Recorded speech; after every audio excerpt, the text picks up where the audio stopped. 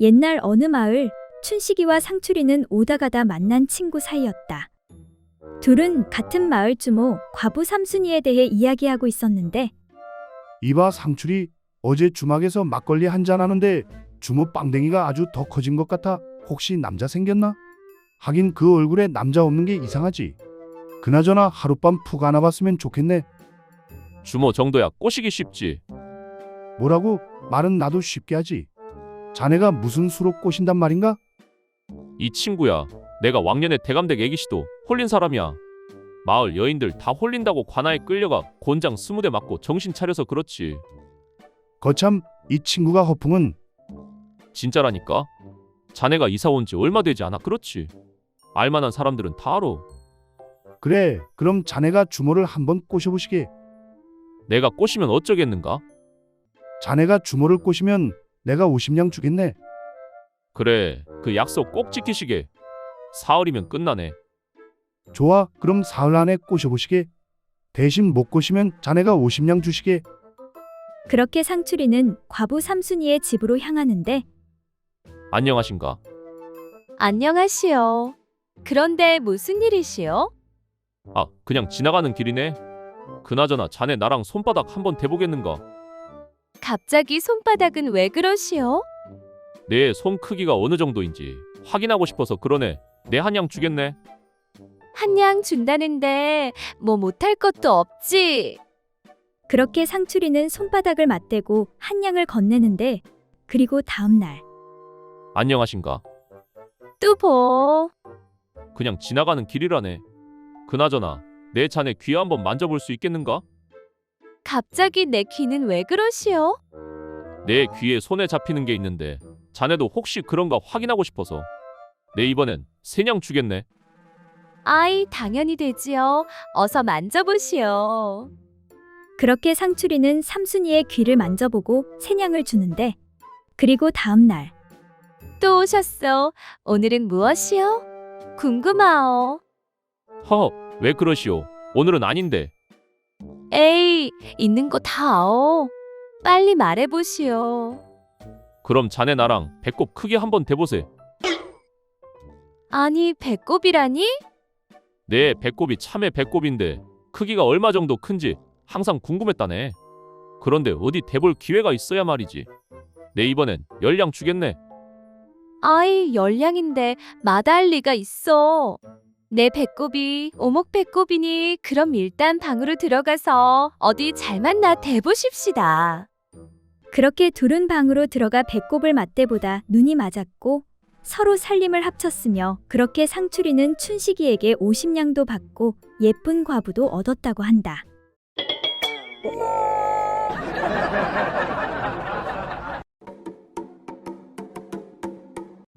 옛날 어느 고을에 한 쌍의 부부가 힘든 농사일을 마치고 집에 돌아와 저녁 식사를 하고는 집에서 편히 쉬고 있었다.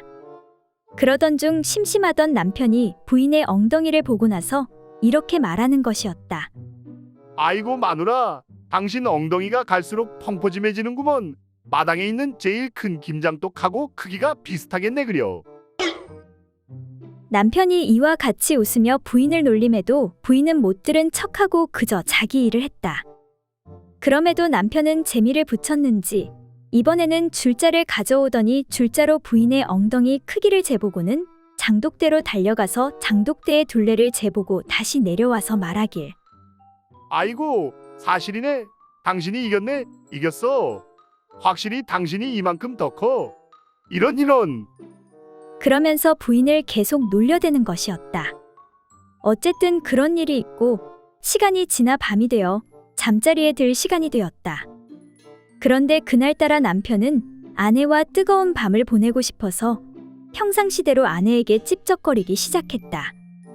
그러자 부인은 몸을 옆으로 획 돌아누우며 말했다. 흥! 당신의 그 시들어 빠진 총각 김치 하나 담자고 나의 이 큰 김장독을 열 수는 없지.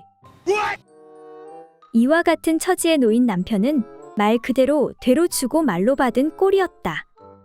이에 남편은 다 죽어가는 목소리로 부인에게 말했다. 아주머니, 그렇긴 해도 총각 거시기인데 한 번만 좀 열어주면 안 되겠소? 이렇게 해서 부부는 결국 화해하였다고 한다.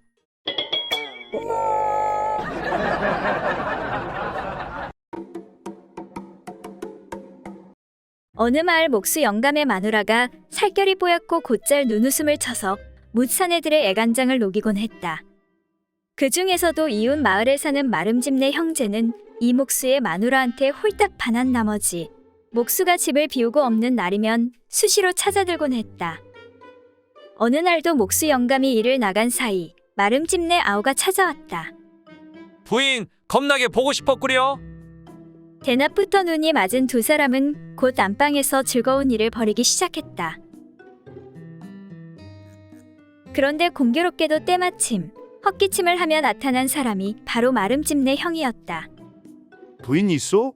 나요. 마름네 형이요. 이를 어쩌지? 형님한테 들켰다간 뼈도 못 추릴 텐데. 쩔쩔매는 아우의 모습에 여편네가 태연히 벽장문을 열어주며 말했다. 여기 꼼짝 말고 숨어 있어요. 뒷일은 내가 알아서 할 테니까. 잠시 후 여편네의 안내를 받아 방 안으로 마름집네 형이 들어왔다.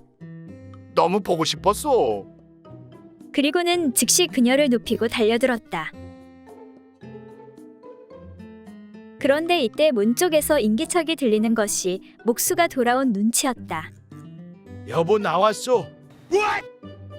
이거 큰일이 났구만. 이 일을 대체 어찌하면 좋소. 허둥대는 사내에게 여자는 재빨리 방 한 구석에 있던 홍두깨를 쥐어주었다. 이거 들고 여기서 가만히 있어요. 그런 다음 부인은 얼른 나가 목수를 맞아 들였다. 아니, 자네가 우리 집에 웬일인가? 그때 마누라가 마름집 형에게 말했다. 여긴 댁에 아우님이 안 왔으니 그 홍두깨 내려놓고 얼른 딴 데나 가보시오. 아이고 그럼 저는 이만. 부인은 마름내 형의 등을 밀어 황급히 내보내버렸다. 그리고 안방에 있는 벽장문을 열어주면서 말했다. 자, 댁내 형님은 벌써 갔소. 그러니 안심하고 어서 가시오. 아이고 살았네. 그럼 저도 이만. 그 광경을 보고 어처구니가 없다는 표정으로 서 있는 남편을 향해 부인이 생긋 웃어 보이며 이렇게 둘러대는 것이었다. 남의 집 형제 싸움 따윈 아주 질색이라니까요.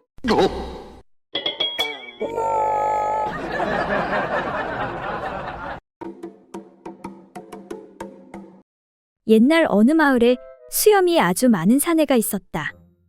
하루는 그 사내가 볼 일이 있어서 외출했는데 때마침 날이 추워 몸을 녹이려고 주점으로 찾아들어 술이 있느냐고 물었다. 여보시오. 여기 따끈한 술 좀 내주시오. 그때 주점에 있던 한 아이가 수염 많은 사내를 보고 물었다. 손님께서는 술을 사서 무엇에 쓰려고 그러십니까? 하고 묻자 사내가 말했다. 네 지금 날이 추워 따끈한 술을 한 잔 마시려고 그런다. 그러자 아이가 손님에게 말하길. 아니, 입이 없는데 어디로 술을 마시려고요? 이에 노한 사내가 그 수염을 양쪽으로 가르며 말했다. 야 이놈아, 이 뒤에 있는 이것이 입이 아니면 무엇이냐? 하니 아이는 더욱 이상하여 손님에게 말했다. 털 뒤에 구멍이 있으니 틀림없이 그리로 아이를 낳겠네요. 아이는 일찍이 그곳에 털 많은 여인이 아이 낳는 것을 보았기 때문이었다. 뭐라고? 조그만 놈이 못하는 소리가 없구나. 이런 고얀 놈. 마침 이를 본 그 집의 술 파는 노파가 막대기로 아이를 두들기며 이 녀석아, 내 아비가 비록 시골에 살아도 지식이 많고 지혜가 많더니 너는 어디로 해서 나왔기에 그다지도 어리석으냐? 손님의 입이 있고 없고가 너와 무슨 관계냐? 하물며 남의 집 여편네에 구멍이 있고 없고가 너 같은 어린 놈이 무슨 참견이냐? 하며 아이를 쥐어박았다. 아이고, 손님 죄송합니다. 어린 놈이 버릇이 없어서 그만. 사내는 노파가 아이를 꾸짖어서 기분이 좀 풀렸다. 이제 됐으니 그만하시오. 저 어린 놈이 뭘 알겠소. 이에 노파는 한 번 더 아이를 나무라며 이놈아, 말은 비록 수염이 드리웠으나 그 아래 눈구멍이 있고 개꼬리는 털이 많아도 그 밑에 똥구녕이 있으니 손님처럼 털이 많다고 하여 그 밑에 구멍이 없을까 보냐.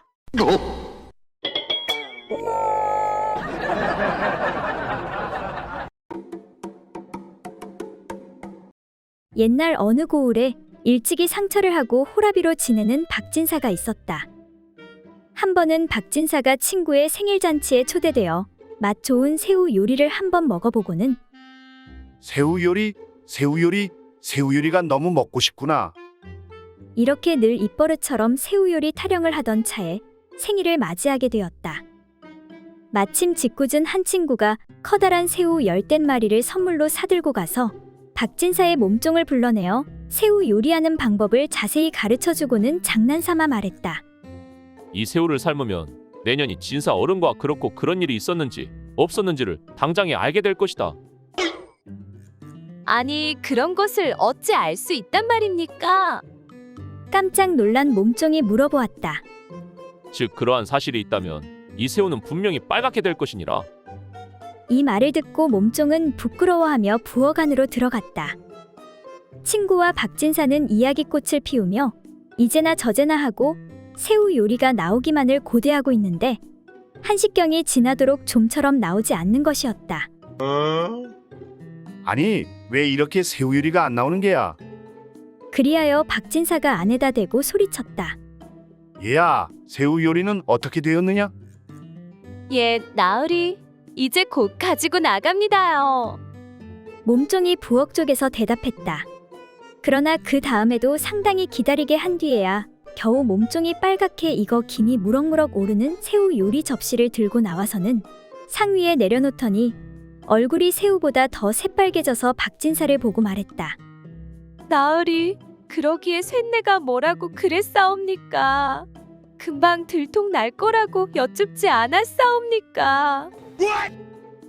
이에 깜짝 놀란 박진사가 말하길. 아니 뭐라고? 그렇다면 내 물건이 작고 부실하다는 것이 들통 났단 말이냐?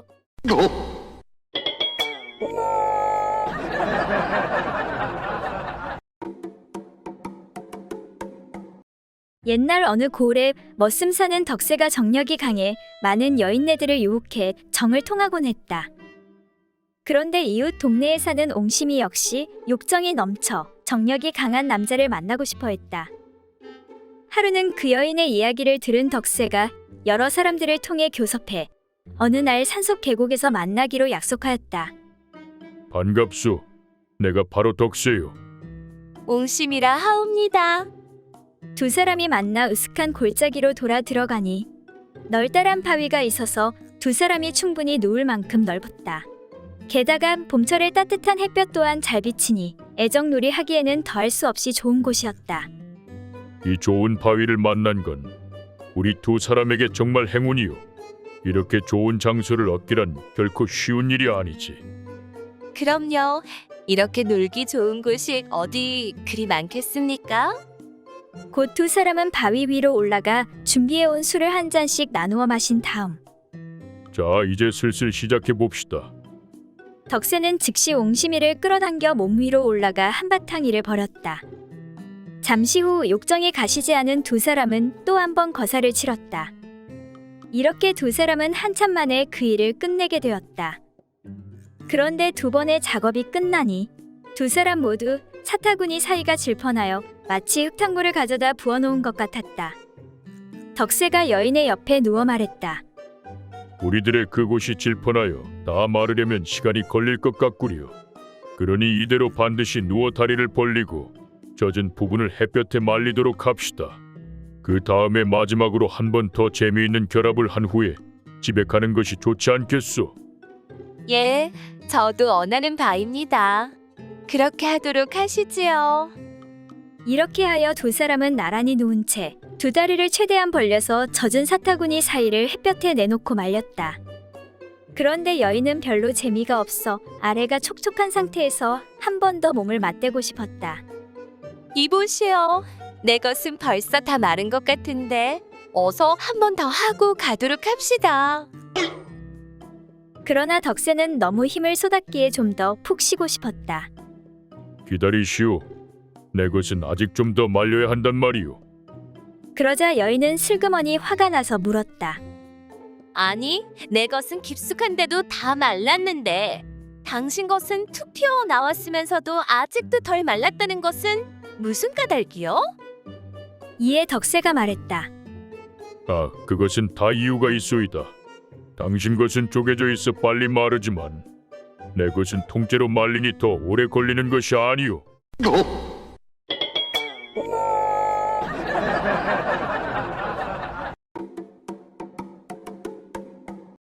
옛날 어느 고을의 사또가 우연히 어떤 얘기를 듣고는 강한 호기심과 욕정을 느끼게 되었다.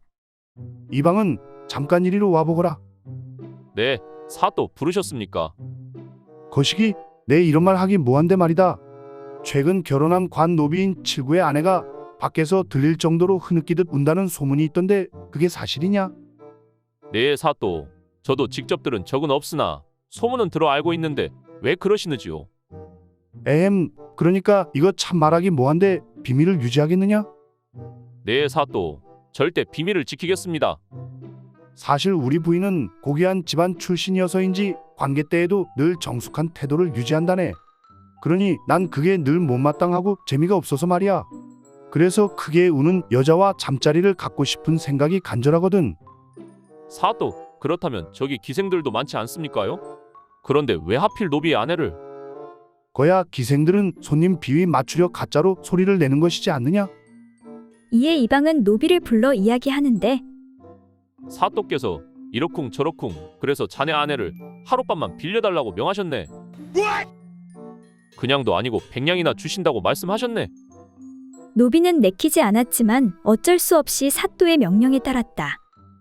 네, 알겠습니다요. 하늘 수 없지요. 그렇게 사또는 노비의 아내와 잠자리를 함께 했지만 사또가 아무리 노력해도 노비의 아내는 울지 않았다. 본인이 알고 있거나 주어들은 온갖 기술을 사용해도 아무 소용이 없었다. 이에 실망한 사또는 다음날 아침 그 노비를 불러 물었다. 이놈아, 내 놈의 처는 하룻밤 내내 내가 아무리 재주를 부려도 울지 않으니 어떻게 된 일이냐? 이거 소문과 다르지 않느냐? 그러자 노비는 황송하다는 어조로 말했다. 사또, 사실 흐느끼는 소리를 낸 사람은 아내가 아니라 바로 소인입니다요.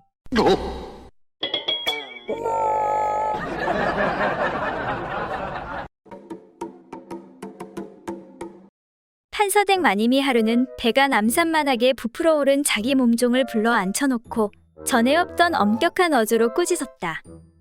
내 그렇게도 사내놈들을 조심하라 일렀거늘. 못된 행실로 애까지 배웠으니 너를 더 이상 내 집에 둘 수가 없느니라. 당장에 보따리를 싸거라. 마님의 꾸중에 몸종은 고개를 들지 못한 채 그저 흐느껴 올 뿐이었다. 그런데 한바탕 꾸짖고 난 마님의 심경도 썩 편치가 못했다. 일도 잘하고 그렇게 잘 따르던 내가 이 지경이 된 것은 다 내가 순진하여 사내들 꿰매 속아 넘어간 탓이니라. 마님은 이렇게 말하고 나자 몸종이 무척 측은하게 생각되었다. 그래, 당장 이 집을 나가면 어디 갈 데는 있느냐? 몸종의 묵묵부답에 마님이 고쳐 말했다. 이 집을 나가기 싫거든. 너를 이 꼴로 만든 그 작자가 누군지 어디 이름이나 한번 대봐라. 순간 몸종의 안색이 파랗게 질렸다.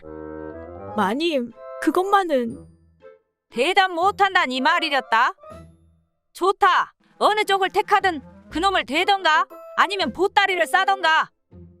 마님, 정말입니다. 그것만은 말씀드릴 수가 없습니다요. 누구의 아이인지는 정말 저도 모르는걸요. 당차는 소리. 너를 이 꼴로 만든 그놈을 모른다고? 그게 말이 되느냐? 누구냐? 삼식이 놈이냐? 몸종이 울먹이는 소리로 대답했다. 마님, 쉰내는 정말 모르는 일입니다. 아이를 낳아봐야 알겠습니다요. 마님의 언성이 다시 높아졌다. 아니, 요만큼한 것이 그래도 나를 속이려고. 그게 아닙니다. 마님, 당장에 밝히래도. 마님의 추궁에 몸종이 하는 수 없다는 듯 입을 열었다. 만약 아기가 앞으로 나오면 도련님 아기고 뒤로 나오면 대감님 아기일 것입니다.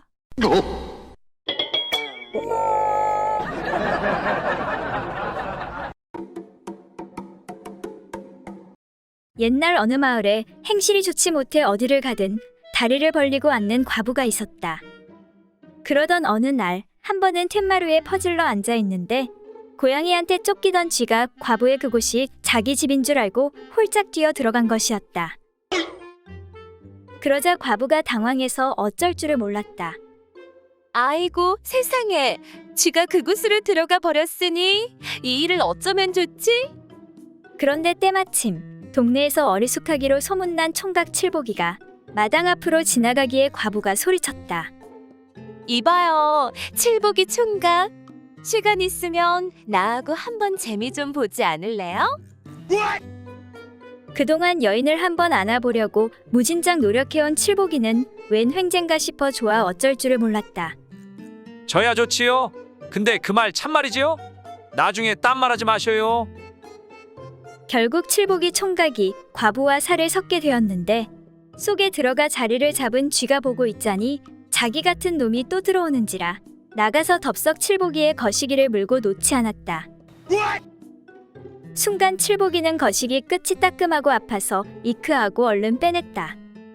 아이고 나죽네 나죽어. 이것이 도대체 무엇이요? 칠복이가 아파하는 사이 거시기를 물고 있던 쥐가 함께 끌려 나왔다. 결국 과부의 생각대로 문제가 해결된 셈이었다. 그 후 얼마 있다 칠복이는 장가를 들게 되었다. 그런데 각시와 첫날 밤을 지내려는데 자꾸만 거기서 쥐가 나올 것만 같았다. 야옹야옹 야옹야옹. 그래서 쥐를 쫓느라 신부의 그곳에 대고 야옹야옹하기만 했다. 이상하게 생각한 신부가 물었다. 아니 왜 자꾸 거기에다가 야옹야옹 하는 거예요? 그러니까 그게 여자의 그곳에서 자꾸만 쥐가 나와서 물기 때문에 이러는 것이요. 그러자 영리한 신부가 신랑에게 말했다. 서방님 안심하세요. 저는 다리를 늘 오므리고 있어서 쥐가 못 들어와요. 그렇게 해서 칠복이는 기뻐하며 무사히 첫날 밤을 치를 수 있었다.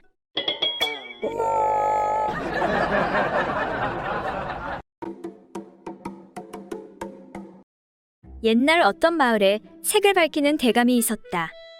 그런데 이 대감의 집에는 나이 17세의 삼월이라는 어린 여종이 있었다.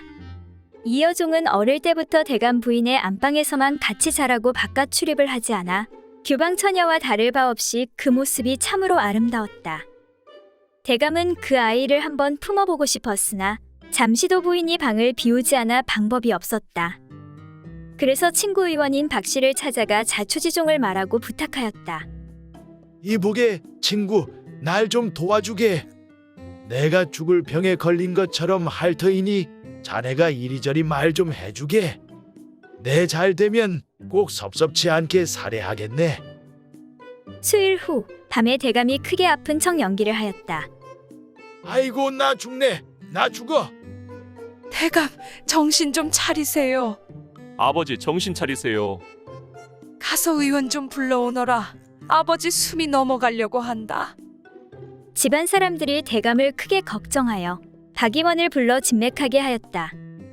아니 며칠 전까지 멀쩡하던 양반이 어떻게 갑자기 병환이 이토록 위독하게 되었어? 의원이 가족들을 불러놓고 말했다. 내 의원 생활을 50년 했지만 이 병에는 어떤 약도 소용이 없구려. 그저 죽기를 기다리는 수밖에. 이에 크게 놀란 아들이 의원에게 애걸하였다.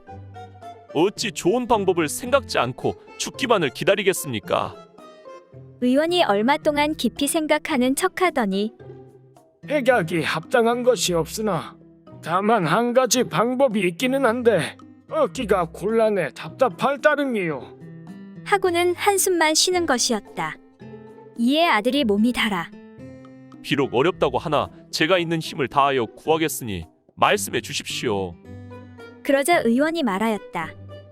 이 병의 원인은 가슴과 배에 한기가 가득 맺혔기 때문인데 이것을 낫게 하는 방법은 남자를 경험하지 않은 16에서 17세의 수처녀를 얻어서 따뜻한 방 한가운데서 병풍으로 바람을 막은 다음 알몸으로 가슴을 서로 마주대고 안고 누워 땀을 흘리면 나을 수가 있어. 그 외에는 어떠한 약도 소용이 없어. 이제 목숨이 얼마 안 남았으니 조상치를 준비를 하는 게 좋을 것 같소. 그 말을 들은 대감의 부인이 의원에게 말했다.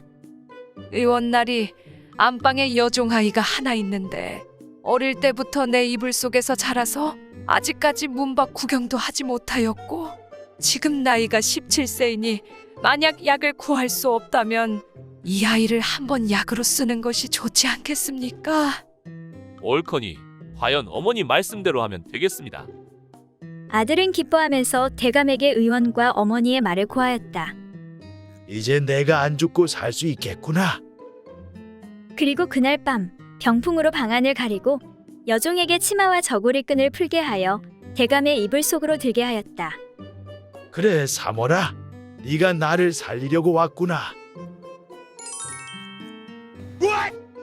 대감마님, 사머리가 아니라 춘자예요. 아니 글쎄, 사머리 고년이 알고 보니 돌쇠랑 그렇고 그런 사이였지 뭐예요. 마님, 너무 염려. 지금까지 남자 손 한 번 못 잡아봤어요. 그렇게 해서 대감의 병은 깨끗이 나았다고 한다.